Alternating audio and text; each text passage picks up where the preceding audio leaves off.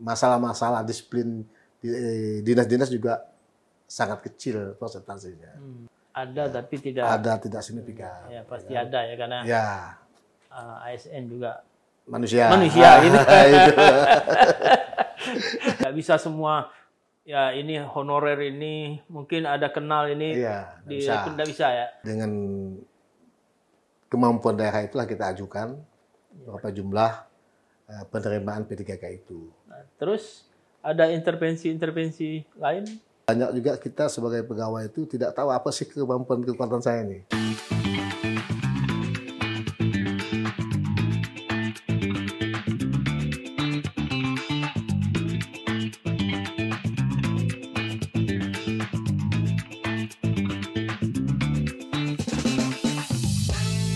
Sejenak kita dialog asik. Halo, sahabat Sekda Podcast, jumpa lagi. Sejenak kita dialog asik. Kali ini kita bersama Pak Anusapati.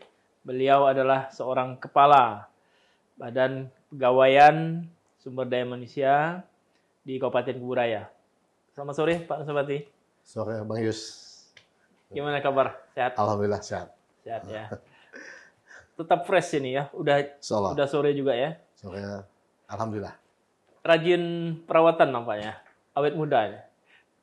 Kayak rambutnya lebih banyak saya putihnya daripada Pak Nusapati ini. Ini ada itunya. Ada apa? Ada tipnya. Ada tipnya Ada ya. tipnya. Boleh belajar nih. Pak Nusapati, ini keseharian kalau di rumah selain di kantor ngapain aja nih? Ini kan ya di rumah sama siapa aja nih?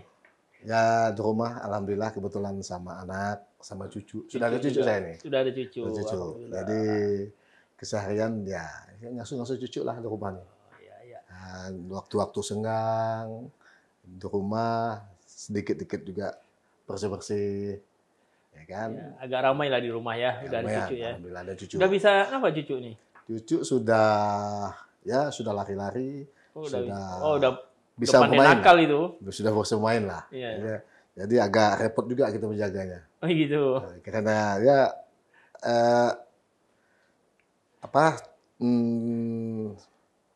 ya lebih pintar. Lebih Anak-anak aktif sekarang kan lebih aktif Iya, kan. lebih aktif. Iya. Perempuan laki? Alhamdulillah perempuan. Perempuan ya. Usia pas ini 2 tahun usianya. Oh, itu lagi sedang Lagi lucu-lucunya lucu-lucunya itu. baru bisa lari-lari. Bahkan mungkin ngomong juga udah Ngomong mulai. sudah pas. Sudah pandai manggil mama, bapak. Itu ya. Ya. Iya. Kalau dengan keluarga besar itu sering kumpul. Untuk keluarga besar termasuk agak sudah jarang kumpul karena sudah berjauhan. Oh. Paling hari acara-acara tertentu yang memang kita bisa kumpul sama-sama. Itulah tempat kita untuk silaturahmi gitu. Iya. Jadi hari-hari libur dimanfaatkan untuk silaturahmi. Silaturahmi. Memang kita juga tahu kesibukan keluarga masing-masing tuh beda dan sangat-sangat sibuk. Jadi kita juga paham. Oh iya. Yalah, berapa bersaudara? Saya bersaudara cukup banyak, Pak. Jadi sekitar 12. 12 bersaudara. 12 bersaudara, Bang Yus. Luar biasa. Jadi saya anak yang paling kecil. Tapi badan paling besar. Nah, itu. Begitu ya. Jadi dengan 12 bersaudara ini ya tentu punya kesan dari kecil bersama sampai sekarang misah, itu sering guyon-guyonan, sering dari masa kecil. Ya kami dari 12 bersaudara dan alhamdulillah masih Sampai lengkap sekarang suka sampai bergurau masih ya. jumlahnya masih 8. Oh, Masih 8. masih 8. Yang abang dan kakak saya sudah mendahului kita. Jadi kalau ketemu tuh alhamdulillah sejak kecil kami selalu bergurau gitu. Bergurau ya. Saling mengolok sama-sama satu sama lain. Iya. Ya kan? Memang kami tidak pernah ada sedikit pertengkaran sama keluarga itu tidak ada. Jadi selalu kalau ketemu suka ganggu abang. Kalau saya suka ganggu abang, ganggu kakak itu. Saya suka ngolok orangnya. Karena yang paling kecil Paling ya kecil. kan. Dan saya manja gitu. Manja. Manja. Nah, kalau ke kantor nyetir sendiri nih ya? Iya, Bang Yus sendiri saya gitu. Sendiri. Oke. Kalau ke kantor terkait dengan jam kerja kan ini dari Suwiknyo, tinggal di Suwiknyo, Iya, kan masuk jalur macet ini. macet. Jam berapa biasanya? Saya rata-rata dari rumah ya 6:30. Rata-rata saya 7 udah udah berangkat. Alhamdulillah jam 7:15 sudah nyampe di kantor. Gitu. Jadi itu rutin. Ya, ya. Rutin saya lakukan. Kebetulan memang sudah kebiasaan saya seperti itu, Pak Ya. Bang Yus. Ya, Ya, apalagi sebagai kepala pegawaian, iya, tentu yang menjadi contoh juga gitu ya, betul. untuk menegakkan disiplin. Kalau di kantor, di DKP SDM ini berapa bidang? Bidang ada 3, sekretariat 1. Yaitu Bidang apa aja? bidang itu bidang mutasi dan promosi yang pertama, yang kedua itu bidang SDM, sumber daya manusia, Di Indonesia. dan yang ketiga itu bidang pengadaan dan disiplin. Oh. 3 bidang. Jadi ada 3 bidang di situ. Sudah berapa lama jabat kepala pegawaian? Saya kurang lebih 2 tahun, 2 tahun ya? Bang Yus. Kurang lebih 2 tahun. Saya di BKSDM, sebelumnya saya di Dinas Sosial.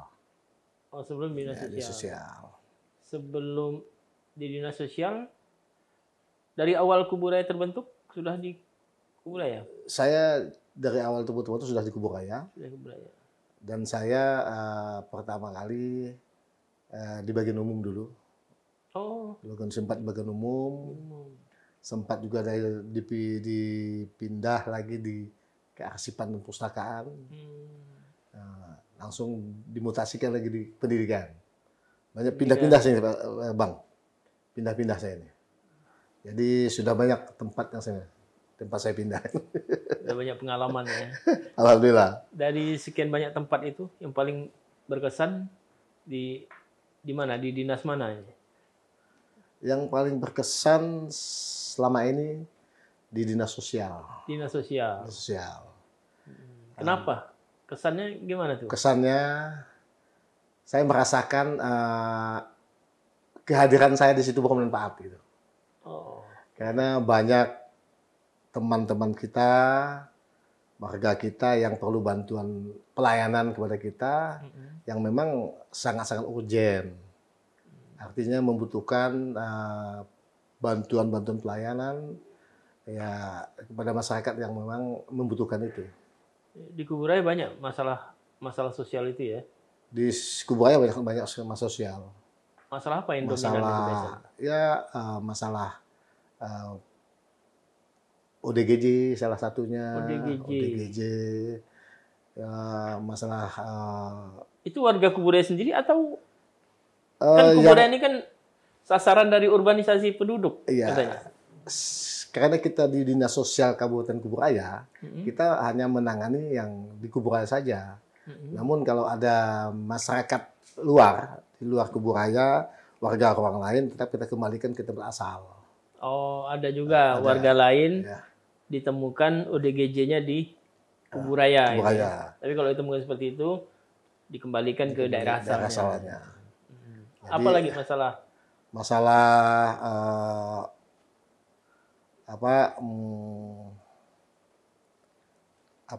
anak-anak telantar. Anak telantar, lansia yang telantar, yang mayat telantar. Banyak sekali. Itu juga banyak di Kuburaya. Banyak di Kuburaya. Selalu terjadi di Kuburaya, dan itu alhamdulillah di Dinas Sosial sangat proaktif untuk membantu warga-warga kita yang memang dianggap tidak mampu, ya kita fasilitasi. Bantuan apa itu? Maksudnya bantuan dari kalau aspek apa? seperti ODGJ semuanya. Kalau ada warga kita yang ODGJ, tetap kita rehabilitasi ke rumah sakit difasilitasi untuk dibawa ke rumah sakit. Rumah sakit. Sebelum kita bawa ke rumah sakit, kita titip ke shelter yang ada di dekat di sini. Shelter, setelah itu kita urus administrasinya, bekerja sama dengan Dinas Kependudukan dan Catatan Sipil untuk pembuatan KTP, KK. Barulah kita, kalau yang tidak ada BPJS-nya, kita bantu bikin BPJS. Supaya dalam perawatan, dalam bantuan nanti ke rumah sakit jiwa, mereka sudah terbantu dengan BPJS. Oke. Ya. Nah, kalau terkait dengan kenakalan anak-anak tadi, ya.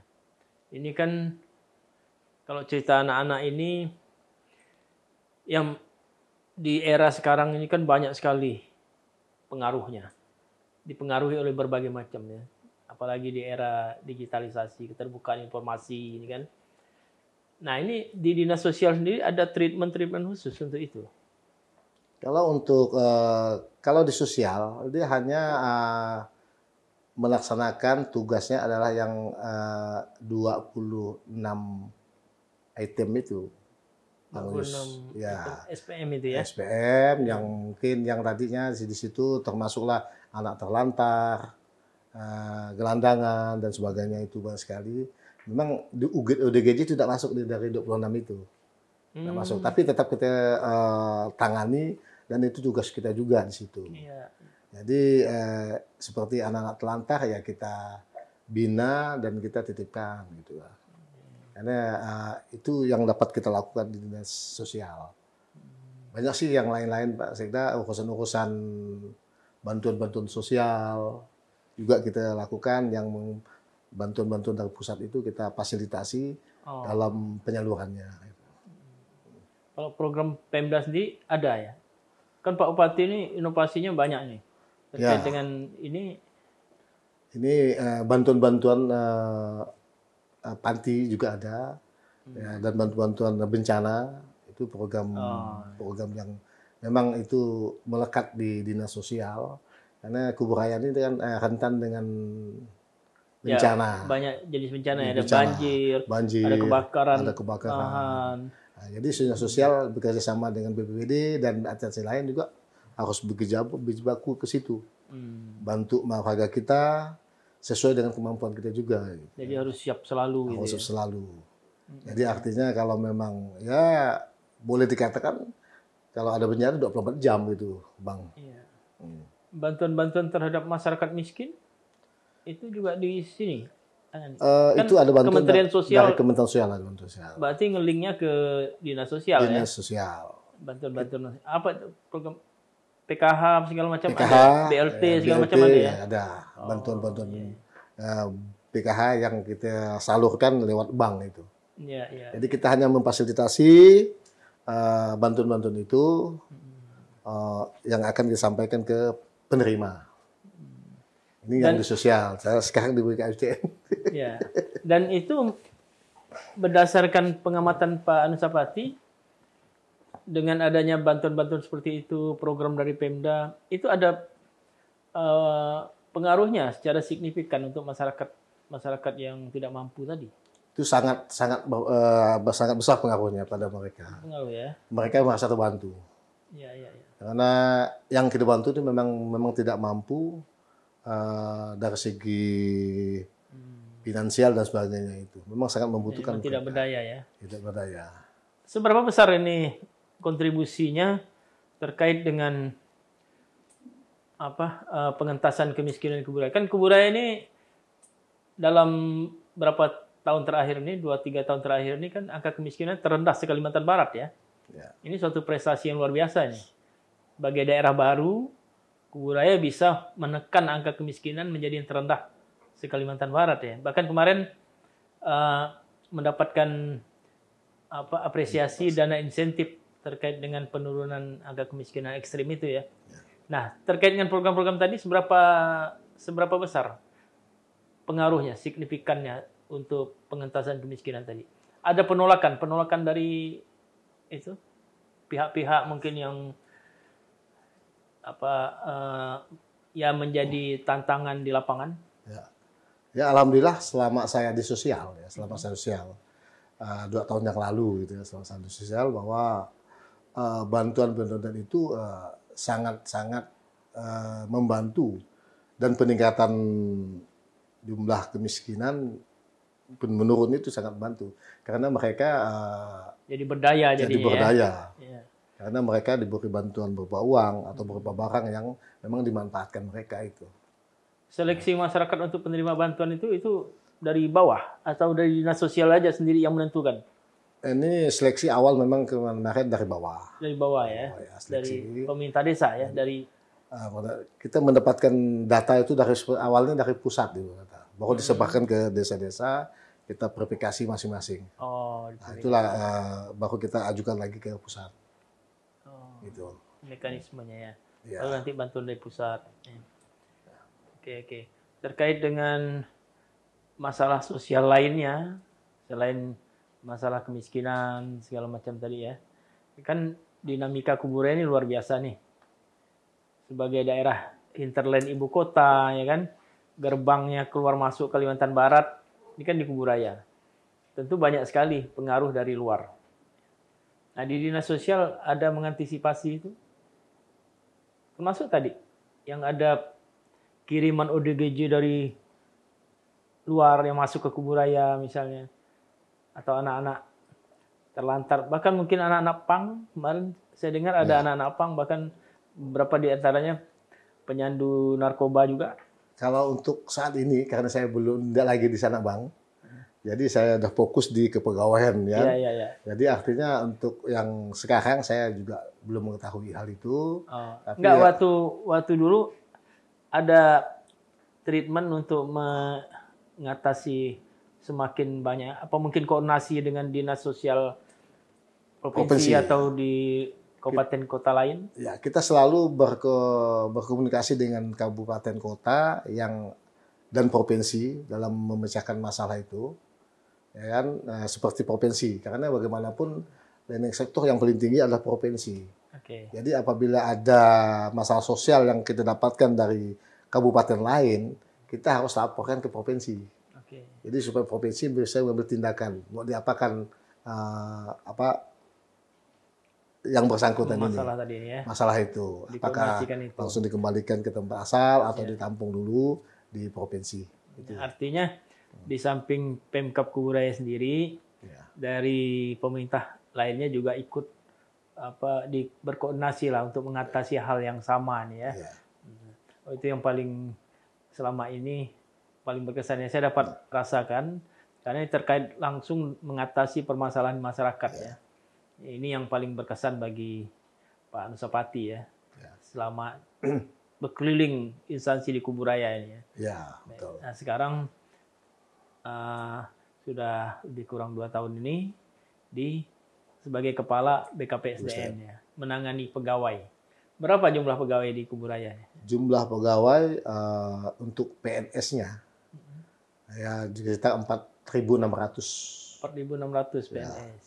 Jadi kalau P3K itu dari tahun 2020 sampai sekarang ini sekitar berjumlah 610 orang. 610. Jadi jumlah totalnya sekitar kurang lebih 5.200-an. Itu jumlah pegawai yang ditangani oleh BKPSDM. Iya, di bawah administrasi BKPSDM. Ya. P3K tadi direkrut secara terbuka atau dari ada ini ya, segmen-segmen khusus yang bisa menjadi P3K itu? Ya, ada. P3K ini untuk saat ini masih dilakukan merekrut yang diakomodir oleh Pemda atau diberi aturan dari kementerian itu, bahwa untuk menjadi P3K itu harus syaratnya itu harus tenaga honor dulu, baru bisa mengikuti tes P3K. Artinya itu tes tertutup nasional. Oh, artinya sudah masuk database ya? Database ada database-nya ya. Jadi kalau yang tidak ada tidak masuk database tidak bisa ikut. Itu pun minimal honornya 2 tahun. Oh, sudah menjadi honorer 2 tahun. Baru bila diterima untuk tes. Dan dengan syarat-syarat lain yang diperlukan. Ya. Gitu. Jadi kalau yang tidak honor belum saat ini belum bisa. Bukan P3K, Bukan P3K, jalurnya CPNS. itu ya. CPNS. Ya, Pak Sapati. Ini selama di kepegawaian 2 tahun ini, tadi terkait dengan penerimaan PNS, P3K, ya, itu bidang ini yang menangani selama ini, kira-kira tantangan yang dihadapi yang paling dirasakan paling berat itu apa? Kan terutama P3K tadi ya. Ya. Dari berapa banyak honorer yang masuk database di Kuburaya? Honorer yang masuk di Kuburaya itu sekitar 2000-an. 2000-an. Ya. Yang lolos seleksi baru 600-an ya. 600-an. Nah, ini kan tentu menjadi tantangan tersendiri ini. Karena semuanya tentu berharap bisa lolos karena masuk database. Kira-kira untuk menyiasati mengatur ini semua, ini teman-teman di staf Pak Nusapati gimana menghadapinya ini? Kita setiap tahun mulai tahun 2020 kita sudah menerima P3K, ya. Penerimaan P3K itu kan tergantung formasi yang ada. Formasi ya. Formasi. Jadi dasarnya formasi itu formasi, ya. Nggak bisa semua ya ini honorer ini mungkin ada kenal ini. Iya, nggak bisa ya. Tetap ada formasi dan kita juga mengajukan dari kabupaten ke Kementerian Menpan untuk minta formasi yang kita ajukan itu sesuai dengan anjab ABK-nya. Begitu Pak Yus. Setiap tahun ada ya? Setiap tahun ada. Setiap tahun ada. Tahun ini berarti ada lagi nih ya? Tahun ini insya Allah ada. Kita sudah dipinta untuk mendata, untuk mengajukan formasi yang diperlukan sesuai dengan kebutuhan kita. Oke. Ya. Dan kita pun juga sesuai dengan anggaran kita yang ada. Jadi tidak semena-mena kita mengadakan pengadaan P3K itu, ya bahasa kita kasarnya semua hati gitu, enggak. Tergantung kemampuan anggaran daerah. Kemampuan keuangan daerah. Keuangan daerah itu. Jadi dengan kemampuan daerah itulah kita ajukan berapa jumlah penerimaan P3K itu. Nah, terus ada intervensi-intervensi lain dalam proses ini? Atau ini memang diselenggarakan secara profesional? Kalau intervensi selama ini tidak ada, karena ini secara profesional kita lakukan. Dan terbuka untuk masyarakat untuk melihat langsung, dan itu tesnya pun transparan, menggunakan sistem yang dilakukan oleh BKN pusat dan BKN pusat dan Menpam. Oh, panitia seleksinya dari pusat? Dari pusat. Bukan dari BKPSDM? Kita panitia panitia di daerah itu adalah untuk menangani proses administrasi saja. Ya, pendaftaran. Nah, sebelum pendaftaran kita juga penerimaan itu dari kita itu seleksi administrasi. Jadi selebihnya seleksi tes akademi dan sebagainya dari pusat. Dari pusat. Ya. Dan kita tidak boleh masuk di ruangan itu. Dari BKN langsung yang mengawasi mereka.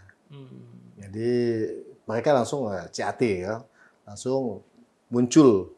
Oh, secara computerized ya. Ya, muncul nilai-nilai yang salah betul mereka dan nilai jumlahnya sudah nampak di situ. Dan itu tidak bisa main-main kita. Iya. Jadi arti transparan dan tidak ada secara profesional lah itu. Dan tidak ada celah untuk main-main itu. Tidak ada celah sama sekali. Jadi memang itu dilakukan selama ini. Itu. Ya. Jadi lulusannya juga memang adalah yang paling terbaik. Yang terbaik. Ya. Itu yang kita harapkan ya. Ya. Karena ini kan menangani administrasi pemerintahan. Ya. Harus orang-orang yang terbaik tentunya. Ya. Kemudian selain itu bidang apa lagi? Tadi. Bidang mutasi. Bidang mutasi. Mutasi dan promosi. Ini juga itu biasa menjadi isu yang menarik ini. Iya, betul. kemarin kan baru ada mutasi promosi kemarin ya? Iya, ada kemarin. Ada yang promosi dan mutasi.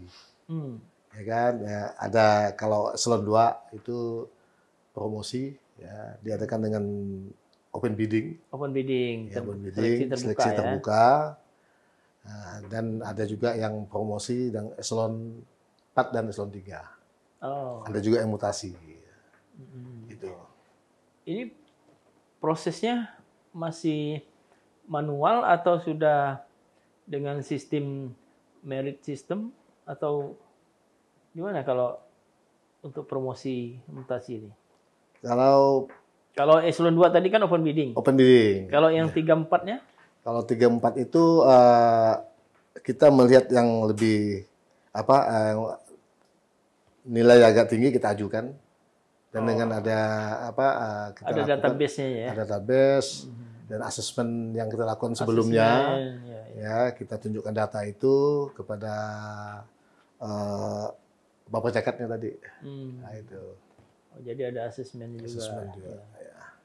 Ya tentu Bupati atau Pemda pengennya kan aparatur ini memang profesional, berkompeten di bidangnya ya. Ya untuk itu prosesnya memang harus diseleksi secara profesional juga.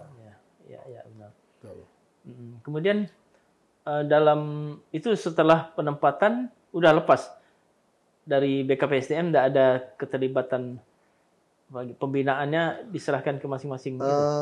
Pembinaan tetap dilakukan BKPSDM dan selain dari dinas teknis yang melakukan pembinaan, kita juga melakukan pembinaan berupa bimbingan teknis kepada mereka sesuai dengan kemampuan kita juga pembinaan itu. Karena kita adalah sebagai lembaga yang menangani ASN, ya harus kita lakukan itu. Jadi tanggung jawab untuk pembinaan tadi, peningkatan kompetensinya tetap dilakukan juga oleh BKPSDM ya. Ini sampai ke pelosok-pelosok, termasuk guru, tenaga-tenaga medis itu juga termasuk ya. Memang saat ini belum bisa kita lakukan keseluruhan pegawai dengan jumlah yang begitu besar. Jadi kita tetap kita mengambil dari pelosok-pelosok juga, tapi tertentu lah gitu.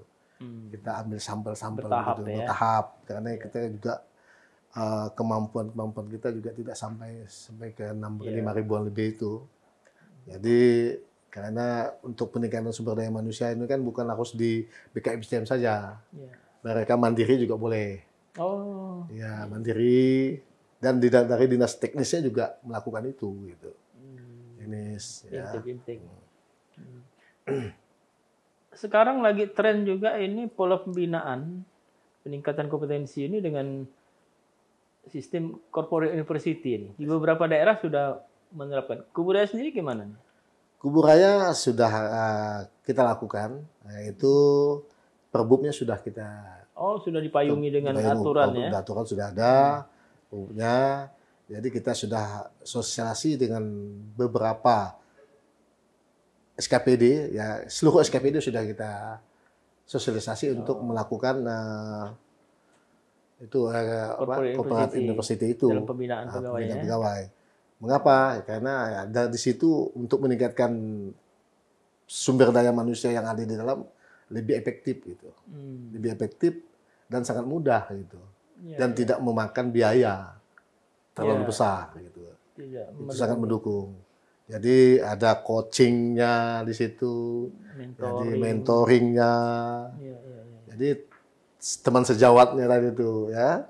Jadi mereka memberikan sambil bekerja, memberikan transfer knowledge skill kepada mereka gitu. Asik itu sebenarnya.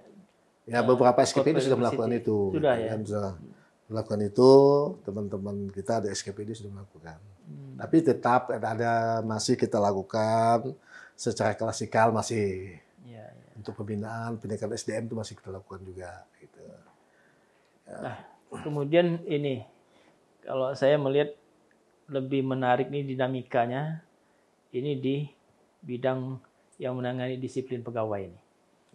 Nah, kalau tadi Pak Nusapati kan sebagai kepala badan kan sudah menunjukkan ini, mencontohkan kedisiplinan. Jam kerja jam 7.15 sudah di kantor, ya kan? Pulang juga tentu tidak pulang awal gitu ya. Dan sesuai dengan jadwal di kantor jam kerja tetap produktif itu kan. Ya. Nah, kalau selama ini dari 5.000-an ASN di Kuburaya ini, secara umum Pak Anusapati melihat gimana kedisiplinan dan produktivitas dari ASN ini? Ya, secara umum begini Bang Yus, bahwa ASN yang di Kuburaya itu ya potensi sangat bagus sekali ya. Dan masalah disiplin sampai saat ini masih baik gitu kan. Artinya tidak ada yang mencolok yang sangat-sangat tidak disiplin di masing-masing KPD gitu kan. Itu kita pantau dengan melihat absensi mereka, absensi dan masalah-masalah disiplin di dinas-dinas juga sangat kecil persentasenya. Yang tidak masuk, yang mungkin tadi ada hal-hal lain gitu kan. Jadi yang laporan-laporan ke kami itu sangat-sangat persentasenya kayak kecil.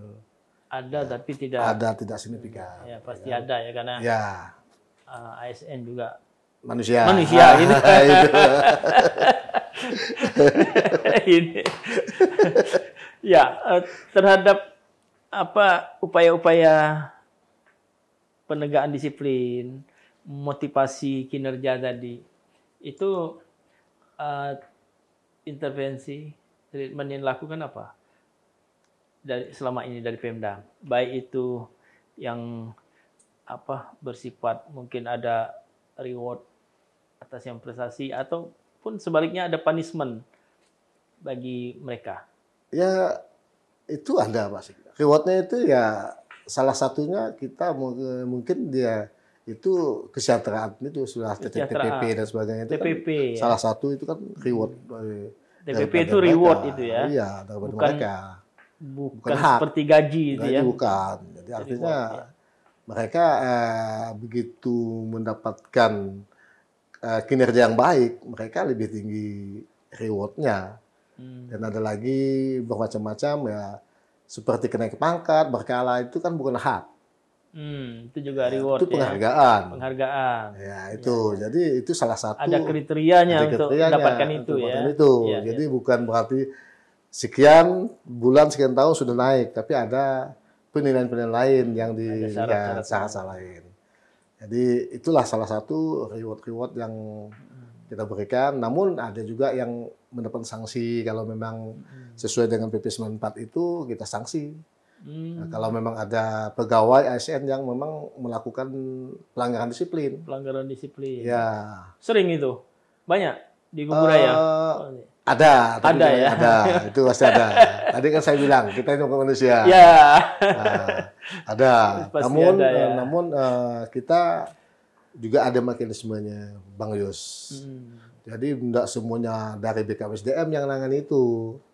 Dari mana aja? Dinas teknis itu kan juga berkewajiban untuk membina sesuai aturan aturannya. PP 94 tadi. PP 94 tadi. Atasannya masing-masing melakukan kontrol juga ya. Nah, jadi artinya bina di SKPD masing-masing.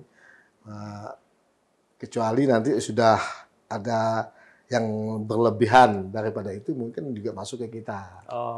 Itu pun kita juga tidak bisa untuk langsung menindak yang bersangkutan.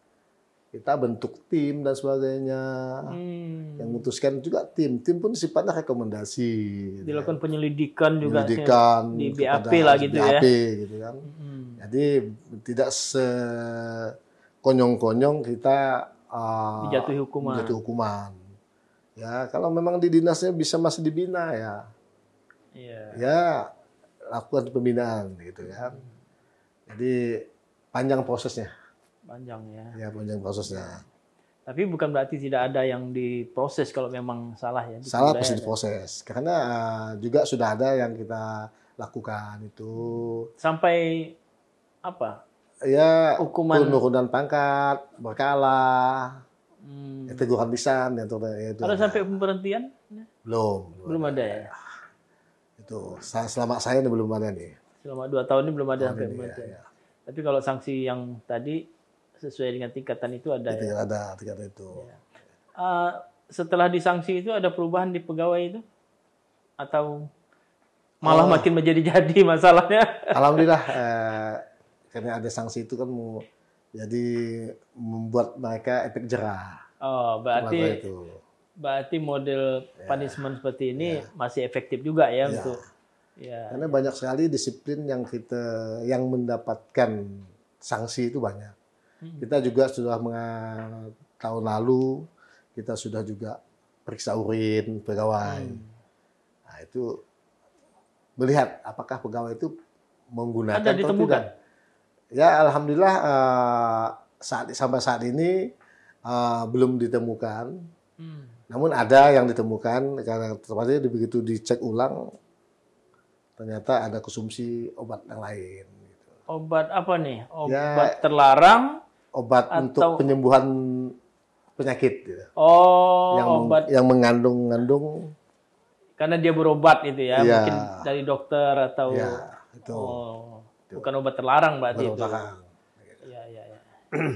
Jadi bukan mengonsumsi narkoba atau tidak. Ya nggak boleh. Kalau udah ASN jadi pengguna narkoba berat itu. Itu mesti dihukum berat itu ya. Berat ya. Jadi alhamdulillah kita sudah melakukan beberapa tahun ini sampai kita tahun terakhir itu masih 9 kecamatan. Itu bersama BNN. Kabupaten Kuburaya kerjasama sama mereka. Itu 9 kecamatan itu kita fokus kepada guru. Dan kenapa fokus guru? Karena di dalam itu kan guru. Ya kan fokus guru. Iya kan, mungkin juga karena guru ini kan yang digugu dan ditiru ya. Kalau gurunya sendiri udah ini. Ya. Tahun berikutnya kemarin itu kan sebelum guru itu kan. Tapi nggak ada ditemukan ya? Tidak ada temuan. Alhamdulillah ya. Berarti guru-guru kita memang. Ya, perlu dicontoh lah. Contoh. Kalau di instansi teknis sendiri di dinas juga dilakukan ya? Sudah pernah lakukan. Kita sudah beberapa kali di dinas karena setiap tahun kita melakukan tes urin sampai kadang 1 tahun 2 kali kita gitu. Waktu itu sebelum tahun 2023 ini kita tahun 2022 itu di dinas teknis dan tadinya kita panggil pegawai di tempat tertentu, jadi kita robah polanya, kita yang datang ke dinas masing-masing. Kayak di sidak itu, dadakan gitu ya? Bisa saja seperti itu lah gitu kan. Ya itu lebih efektif itu kalau gitu. Kita lakukan seperti itu, supaya kita apakah memang benar ASN kita ini tidak melakukan gitu. Dan alhamdulillah gitu kan. Memang proaktif teman-teman ASN itu ya sangat antusias untuk periksa gitu kan. Jadi tidak ada yang artinya berlindung, bersembunyi tidak ada. Jadi kita tetap welcome lah mereka. Nggak ada kesempatan kalau didatangi secara dadakan gitu ya. Katakan kita lihat absen lagi ya kan, ya tidak bisa lolos gitu kan. Nah, kalau nggak masuk ya nanti kita panggil di mana.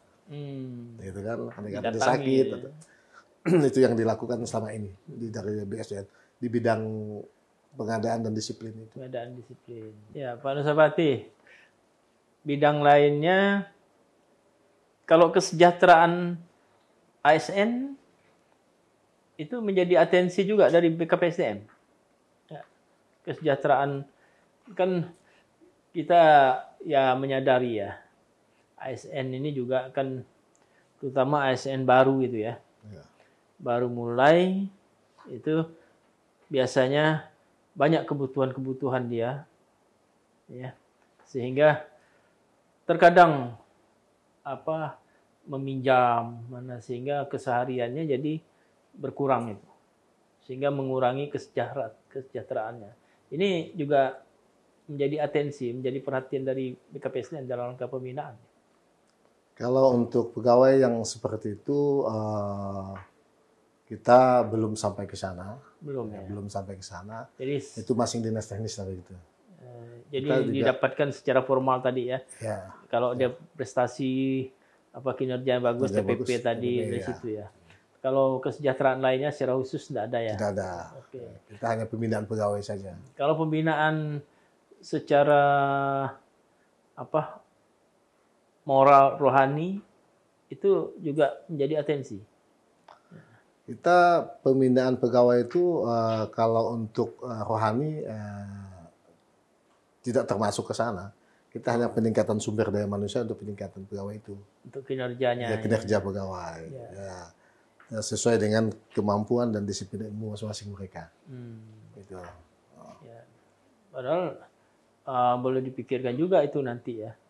Soalnya bagaimanapun motivasi itu tumbuh dari dalam dirinya ya. Dari dalam dirinya untuk lebih baik gitu ya. Nah, kalau itu kan cerita rohani, itu cerita batin ya. Motivasinya. Ya.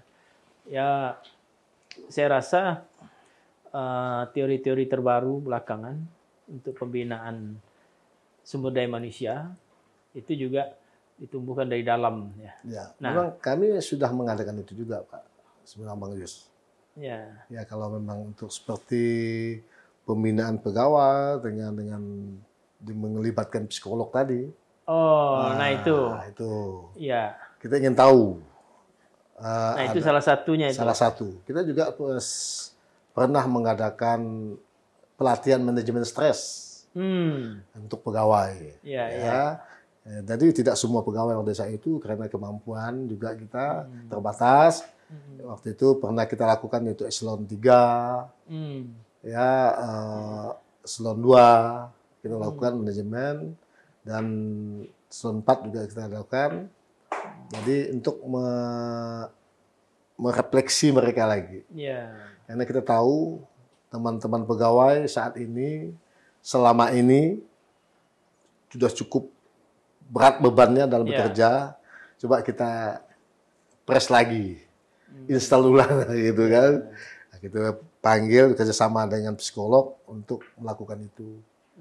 Selain itu ada lagi peningkatan sumber daya manusia yang lain gitu kan. Apa itu? Yang lain ya yang dilakukan oleh narasumber dari provinsi kita panggil, kita adakan kegiatan-kegiatan untuk peningkatan kemampuan, menggali kemampuannya masing-masing.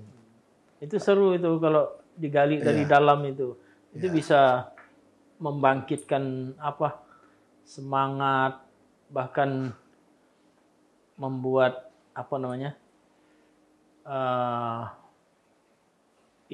bisa mempengaruhi yang lain juga itu.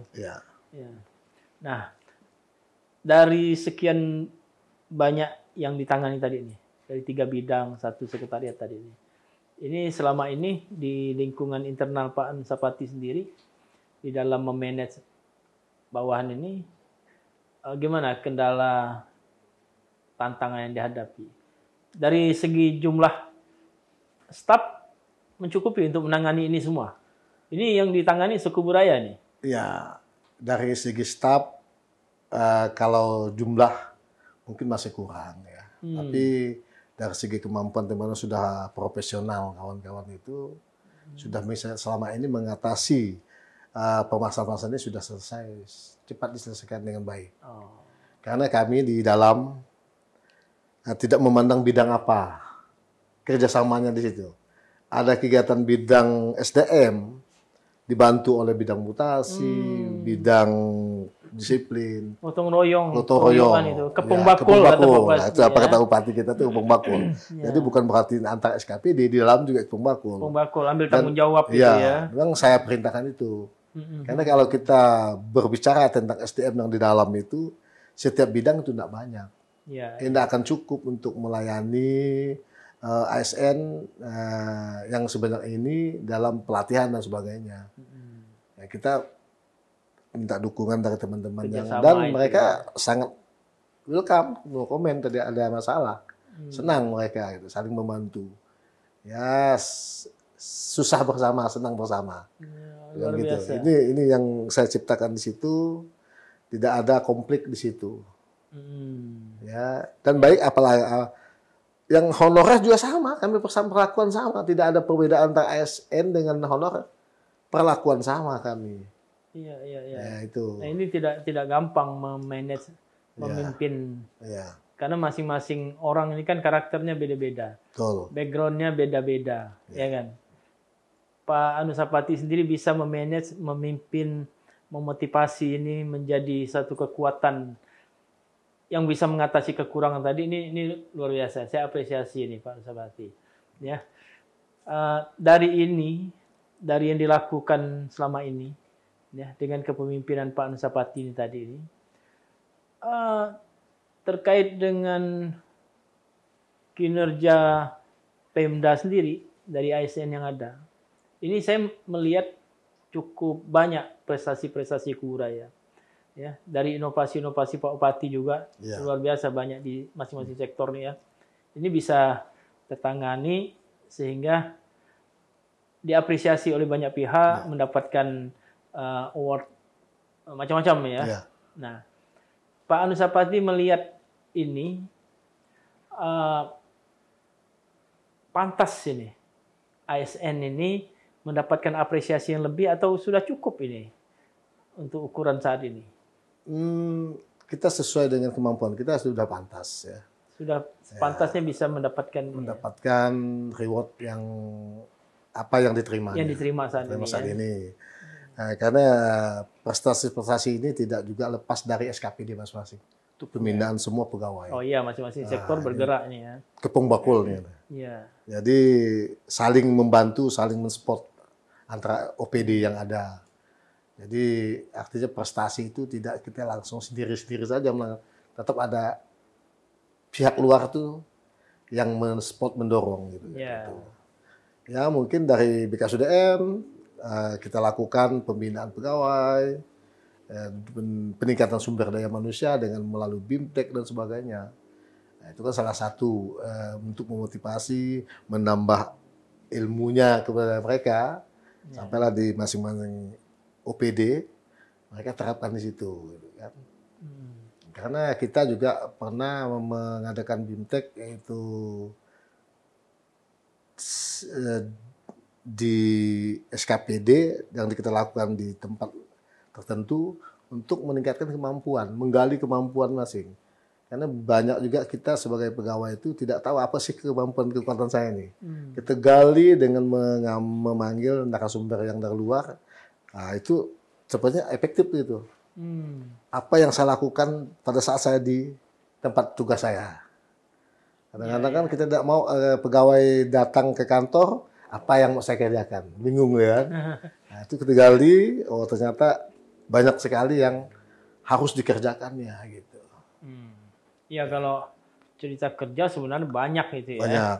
Mustahil ada ASN yang nganggur itu. Ya. Karena semua pekerjaan itu terbagi habis, apalagi di tengah kekurangan pegawai itu kan pasti keteteran. Nah, saya dapat merasakan tadi apa yang Pak Nusapati lakukan sebagai pemimpin tadi, menggerakkan ini semua ya. Di dalam proses itu pasti ada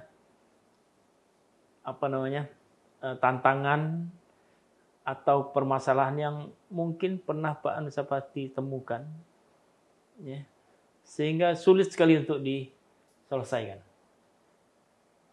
Yep, itu pasti ada, karena kita pasti ada itu. Namun saya menyikapi dengan sederhana saja, Bagus. Andai kata saya mendapatkan permasalahan seperti itu, saya harus tenang saya. Jadi jangan kasak kusuk saya. Bukannya kesal, dibuat tenang, dicarikan solusi terbaiknya gitu. Karena bagi saya bahwa setiap permasalahan pasti ada jalan keluarnya. Itu. Atau sebaliknya ada memang staf atau ASN yang lain yang butuh pembinaan atensi tadi dari kepegawaian ya. Yang bukan hanya terkait masalah kinerjanya, tapi juga terkait masalah kehidupan rumah tangganya, keluarganya. Kalau kita sampai ke situ belum sampai ke sana, belum kita temukan. Belum kita temukan, ya. Ini mungkin karena privasi mereka masing-masing kan itu. Jadi tidak bisa kita sampai ke sana, ya. Tapi juga, ada mungkin ASN atau teman-teman yang berkeluh kesah, mungkin Pak, tolong saya lagi dalam kesusahan segala macam itu. Kalau untuk ke saya kayaknya saya masih belum ada, Bang, belum ada itu. Mungkin karena malu, segan atau apa. Malu ya. Malu. Tapi saya yakin ada gitu kan. Ya. Nah, mungkin dengan teman-teman lain yang di kantor yang mungkin ada itu. Tapi untuk dengan saya langsung itu, seingat saya belum ada. Karena mungkin saya yakin mereka malu mau bicara langsung. Apalagi masalah-masalah pribadi mereka, gitu kan. Yang mungkin ya tidak pantas mungkin dibicarakan kepada orang lain. Iya, tentu kalau masalah pribadi tidak pada tempatnya ya, kecuali memang tadi keluarga atau apa ya. Ya, itu.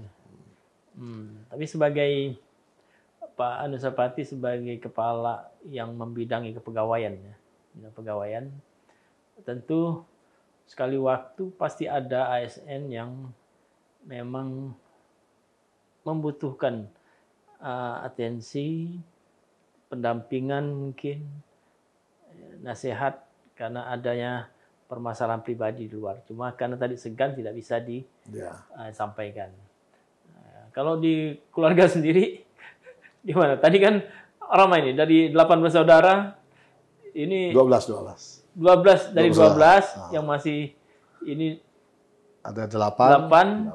Ini sering juga curhat-curhat nih barangkali. Karena melihat Pak Anusapati ini dianggap sudah sukses gitu ya. Itu biasa itu.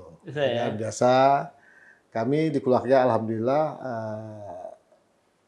sebelum saya juga jadi pegawai pun seperti ini. Kita tetap komunikasi dengan baik, selalu saling membantu sesama keluarga. Yang kesulitan, yang ada lebih, yang ada apa, ya kita bantu sesuai dengan kemampuan kita lah itu. Itulah fungsi saudara itu ya. Dan sangat rukun kami. Rukun. Ya. Walaupun jauh, komunikasi tetap terjalin ya. Silaturahmi. Ada kesempatan saling mengunjungi. Ya. Pada saat ketemu, gimana rasanya tuh? Sekian lama udah enggak ketemu. Saya anak yang bungsu, termasuk anak yang manja. Anak manja. Anak yang manja, bungsu ya. Iya. Kadang saya pada pulang cium tangan dong kalau anak bungsu ya. Iya, pasti. Malah saya masih saat ini sama kakak saya, kalau saya pulang saya tidur di samping dia. Artinya tidur siang, saya dekat sama kakak gitu. Manja sekali ya. Ya, masih saya tuh. Jadi teringat sama orang tua aja di situ itu kan. Ada rasa rindu kalau pulang kampung gitu kan. Karena saya orang kampung Mas Eda. Iya. Serius. Iya, udah orang tua meninggal, Pak Anusapati udah ini ya. Saya usia ya saya kebetulan orang tua meninggal, saya sudah menikah, sudah anak 1. Ya. Ya, karena usia saya dengan orang tua sangat jauh, anak yang 12 kan gitu. Jadi alhamdulillah saya sudah nikah dan orang tua saya sudah juga melihat cucunya, sempat menimbang cucunya, ya alhamdulillah, dan dua-dua sudah pergi duluan. Sudah mendahului. Ya. Tapi sampai sekarang masih terkenang itu. Ya, saya setiap tahun minimal itu saya pulang untuk ziarah makam orang tua gitu. Itu. Selalu disempatkan. Selalu sempatkan. Ya. Bagus sekali. Ya. Kata anak yang kepingin anak yang menjadi anak yang berbakti orang tua. Amin. Nah, itu. Insya Allah. Karena ya saya yakin juga kesuksesan Pak Anusapati juga tidak terlepas dari doa. Ya, amin. Orang tua tadi ya. Itu pasti. Ya. Emang apa yang paling berkesan dari orang tua pada saat beliau masih ada dulu, masih kumpul? Ya, banyak sekali sih berkesan orang tua dengan saya. Ya, orang tua saya orangnya memang tidak berpendidikan ya, tetapi sangat perhatian sama kita.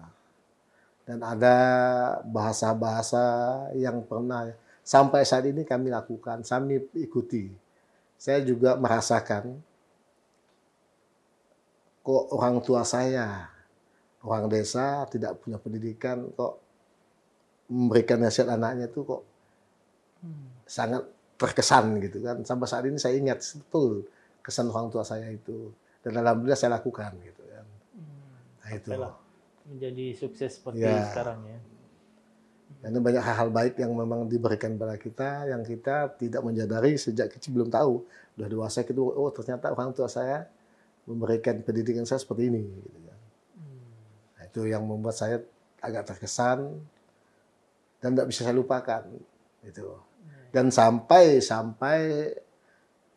cerita ini saya berikan kepada anak saya. Gitu kan. Ya. Karena menurut saya itu sangat-sangat bermanfaat bagi anak saya. Ya. Itu ya. Sama manfaat yang sudah Pak Ansapati Ya. dapatkan ya. Ya, semoga beliau-beliau husnul khotimah Amin, amin. dapat dilapangkan Ya. jalan beliau. Amin. Almarhumah. Kalau saudara-saudara sendiri yang yang 4 kakak-kakak yang sudah mendahului juga tentu dekat ya. Saya semua dekat. Itu. Manja juga tadi Ya, ya. semua dekat. Ada yang sangat dekat, maksudnya usia saking banyaknya anak keluarga adik-beradik saya, beda usia dekat. Ya, dekat sekali. Jadi saya sama abang saya yang nomor 2 dari saya, di atas saya 1, itu berteman saya. Jadi semacam bukan adik-beradik gitu kan. Iya, iya. Gitu kan. Jadi karena hanya beda 1 tahun gitu kan. Jadi Tidak kan terlalu jauh. dekat anak tuh orang tua tuh. Kalau almarhum istri sendiri udah berapa lama nih? Ya, saya ditinggal istri sudah 2 tahun. Udah 2 tahun. 2 tahun ya. Itu bulan Maret kemarin meninggalnya. Tahun 2021, 22 ya. Ya, 21. Satu ya. Meninggal. Jadi sudah sampai 2 tahun dulu lah. Itu dalam suasana masih Covid waktu itu ya. Kebetulan almarhumah itu dalam keadaan sakit dan musim Covid itu. Ya, dari rumah sakit. Dalam rumah sakit ya. Meninggal pun rumah sakit masa itu dan memang lama meninggal sakitnya. Oh, jadi Pak Ansapati juga sempat merawat lama itu ya. Alhamdulillah. Karena sakit. Sempat saya merawat beliau itu yang di rumah sakit sekitar 6 bulanan gitulah. Nah gitu. Jadi ya banyak kesannya lah gitu kan. Banyak kesannya yang kami dapatkan dan bagi ada hikmah untuk saya ke depannya gitu lah. Ya. Ya, Ibu emang orang yang supel juga dulu kan kita pernah, beliau orang baik ya. Amin. Bergaul dengan semua orang, tidak melihat ini ya, bergaul dan dengan anak-anak juga. Sama keluarga saya sangat baik, sangat dekat ya. Dengan sama abang saya, kakak saya, sangat dekat sekali gitu kan. Jadi pergaulan dia tuh tidak membedakan gitu. Iya. Dan sepertinya macam adik-beradik kandung dia gitu kalau ketemu. Iya. Nah itu. Ya, tentu kehilangan beliau luar biasa. Ya, luar biasa. Dengan pergian beliau, saya juga berpikir ya, dengan kesuksesan saya ini juga atas doa dia. Gitu. Ya, tentu ya. Nah itu. Tentu dukungan dari istri itu luar biasa. Ya. Tapi dengan sempat merawat ya bersama-sama dalam kondisi beliau sakit gitu ya. Ya. Pak Ansapati bisa merawat itu juga sudah menunjukkan bagaimana kasih sayang, perhatiannya. Nah, beliau juga tentu sebaliknya seperti itu ya. Berapa lama ini pernikahan? Saya menikah tahun 2094 ya. Tahun 1994. Ya. Jadi 2021 sekitar 27 tahunan gitu. 27 tahun bersama ya. Ya. Cukup lama. Tentu dalam kebersamaan itu 27 tahun itu waktu yang cukup lama ya. Cukup lama. Pasti banyak suka duka yang udah dilalui ya. Ya, betul. dari awal karir juga, ya. Suka duka beliau support itu ya. Dia sangat support ya. Sangat support dan dia senang saya bekerja di ASN, dia sangat senang dia.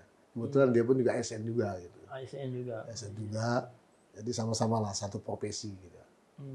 Ya, cuman beliau mendahului saya, belum sempat pensiun. Ya kan, belum sempat pensiun. Udah jalan dulu ya. Mau dia kan Allah berkata lain. Ya. Gitu. Ya, insya Allah mudah-mudahan jalan terbaik bagi beliau ya. Amin. Amin. Berarti nggak sempat ketemu cucu beliau? Usia cucu saya saat dia meninggal itu 1,5 bulan. Oh. Sempat masih gendong cucu. Sempat masih gendong. Cucu. Nah, itu sempat gendong cucu. Usia 1,5 bulan cucu, dia pun meninggal. Ya. Itu masih sempat ya. Ya. Tentu suka duka bersama berumah tangga ya.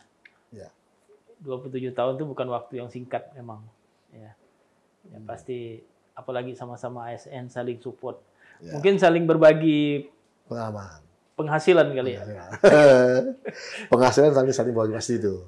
Berbagi ya. Saling berbagi. Saling belanja sama-sama. Belanja sama-sama ya. Iyalah. Memang hidup, perjalanan hidup ya memang ini ya Pak Nusapati ya. Ya. Baik Pak Nusapati, terima kasih banyak atas kehadirannya. Sama-sama Bang Yus. Atas pengalamannya di pemerintahan ini ya. Mudah-mudahan ini ya menginspirasi juga ASN yang ada ya kan.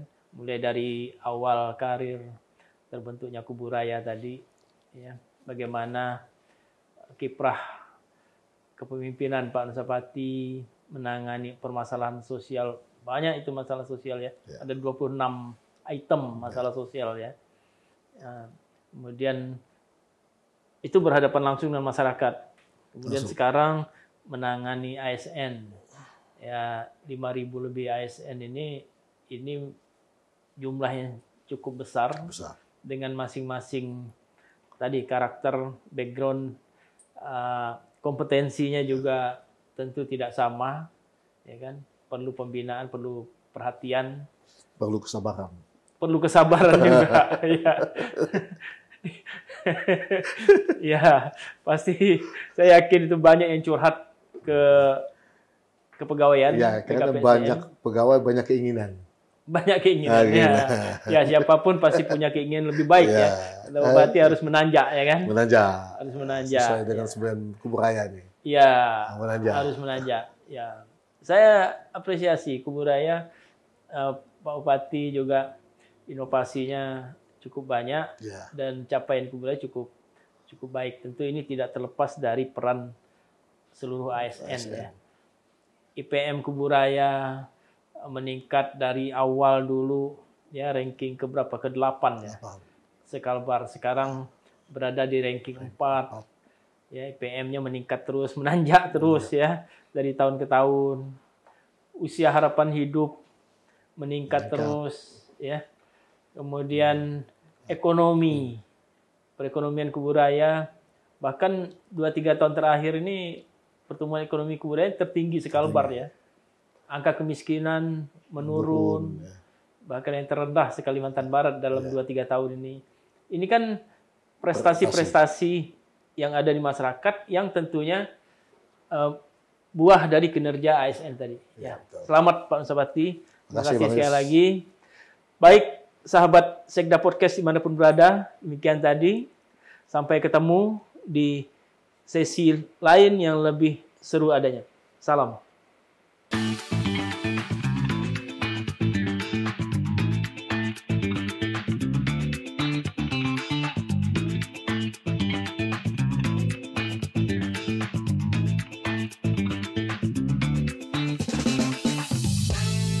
Sejenak kita dialog asik.